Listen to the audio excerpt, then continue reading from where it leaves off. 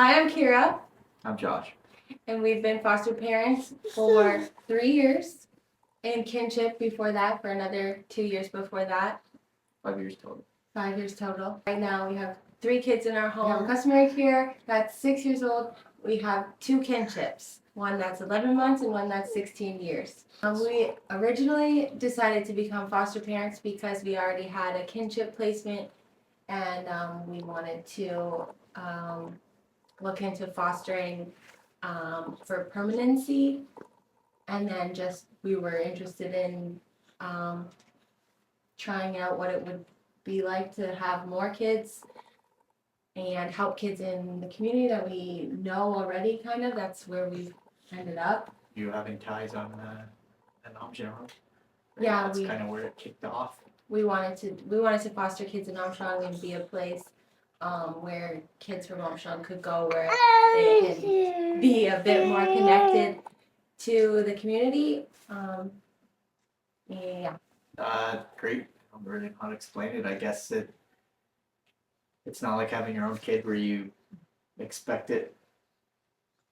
You go through the months and prepare. With our first one, it was, hey, this is an idea, a possibility, and then 2 weeks later, she was in our home, and we've had her ever since.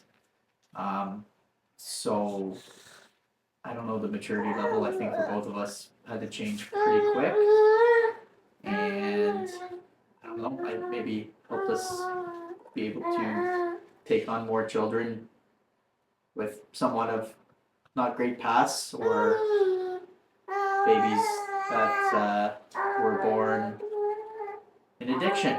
I think that it has obviously been a huge change in our life. Having kids, it makes you grow up and be a better person. It makes you Well, it's fun. yeah, it's fun it's really having fun. kids. It's like a purpose in life, and especially kids that need a place to go. It definitely feels like meaningful, and like it impacts us for the better, but you know that you're impacting the kids' lives in a really big way. Being able to teach, like watch when they come in, the state they're in, and then for us right now, the one has grown and matured a lot in a little amount of time, and just to see the progress she has, and we're able to help her, teach her how to live more of a normal life, and Learn adulting. yeah, it's pretty cool. Like we have anywhere from 10-month-old to a 16-year-old, so watching her also help out with the baby, and then our 6-year-old as well is it's pretty cool. She's just watching the growth of the kids. You don't really think of them as not your own. Yeah, Me personally. we kind of always say we can't imagine that we would love them anymore if they were our biological kids. They Never. It's never a thought in my head. Yeah.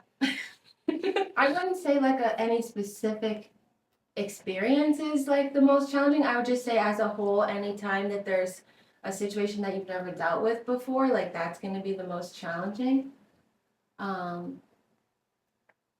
It's just a hurdle when there's like, okay, this is happening in front of me and I don't know what to do because I've never done this before.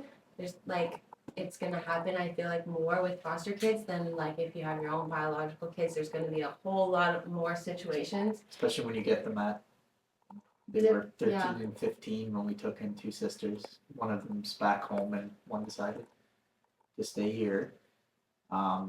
It's just, there's always a lot of things that you've never dealt with before. Even if you raised your own kids, there's going to be situations that you have like that are brand new experiences, and those are always a little bit scary. But there's help. But there's always Lots of help. Yeah. For me, would be the baby. Watching her go through withdrawal at the hospital, holding her as they were, give her morphine and for a couple weeks. Our daughter, our 6-year-old, went through the same thing, but we weren't a part of that. So to see what she had to go through, and then think of my other daughter had to go through that for like almost twice the amount of time. And then watch where she is now. You wouldn't even know. They don't know, but it just makes me appreciate what I have a lot more, but also to see them go through it at such a little age. It's it just makes you think differently, makes you approach a lot. Yeah, there's so much more to be, like, you don't have to take life so seriously when there's people in the more difficult situations. Just like every time that, like, because we have 3 kids that all have come from different families and different situations and different ages and stages, and just like in those moments where they all are getting along and they're all being kind to each other and they're all like helping each other out, those are just like happy little moments where I'm like, this is so strange because we're just a group of 5 people who just are living our life together, and like we can work things out and like be a little family in our own way, and just like watching them figure out how to interact with each other, and like those are important life skills that a lot of adults don't even know how to interact with, living with strangers, and we've all just kind of meshed together. And yeah, Teaching the kids that though too, like for future, they're yeah, gonna be so much more comfortable around situations that are not unpleasant but uncomfortable. Like I know our 6-year-old is already pretty good at handling her emotions and conflict and working it out. Yeah. And by just dealing with what she has to deal with at home with because we've had her since she was 1, and she's seen different children changes. come and go, and teenagers come in the home, a baby come in the home, and she's adapted really well. So I have a lot of confidence in her when she grows up, and then of course she can pass it along to the baby, help her through. Yeah, all the moments where you're like, holy, look at, we taught her that. Or like we stuck it out and now we've fixed that problem, or we've moved on from that issue or something. Just being able to do that with a kid that isn't biologically, or sometimes you kind of are unsure of how to handle it, but then as the years go, it just like I still will say it. She feels like biologically, like I don't look at her any different at all. We didn't really have a lot of CAS involvement at the beginning because we were kinship and it was COVID. So we figured it all out kind of at the beginning ourselves. But since we have had the older kids and doing more like fostering since we've taken the course, I think our resource worker has been really helpful. Like, even she never like makes me feel like I'm talking too much, or like if I need to vent or like text her and ask a question, she's always right there. And yeah, she's like ready to help whatever we need. I really am grateful for the YMCA membership that we have. I'm really excited about that. Yeah, help in the childcare, and then of course like they just have the best interest for the kid. In the beginning, I wasn't so sure, but yeah, thinking back, it was COVID. It was rough for everybody and everything, and that's how we jumped into it. But now I really see how CAS works, and they put a lot of trust in the parents taking care of the kids, but they're also again in even how they interview the kids when they come over. They ask the kids straight up: "Are you happy? Is there anything that's bothering you? Be open." And I want them to be as open. If there's something they don't want to tell us, I hope they would tell the worker, or vice versa. But yeah, sometimes we like try to tell the workers to be like, ask them about this because I want to know what they think without my opinion, without us involved. Yeah, we leave the room, they can spill guts, and if there's an issue, and it has happened where something comes up we didn't know about, and that's what the worker's there for, and they do a really good job. They're trained, they know how to fish out what they need to, and there's definitely, as the years have gone by, the trust is built, the workers, you become friends with them, the relationship grows, and then you get to know other people inside of CAS who are just like us, taking care of families, and you pass information along. There's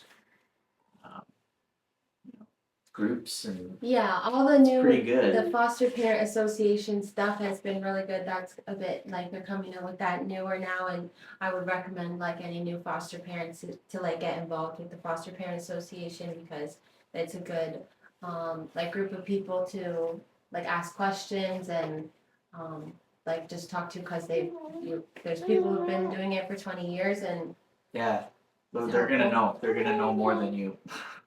They're gonna know more than like we. Yeah, go in not knowing, pretend you don't know anything, and ask as many questions as you can to the people who've done it and been there.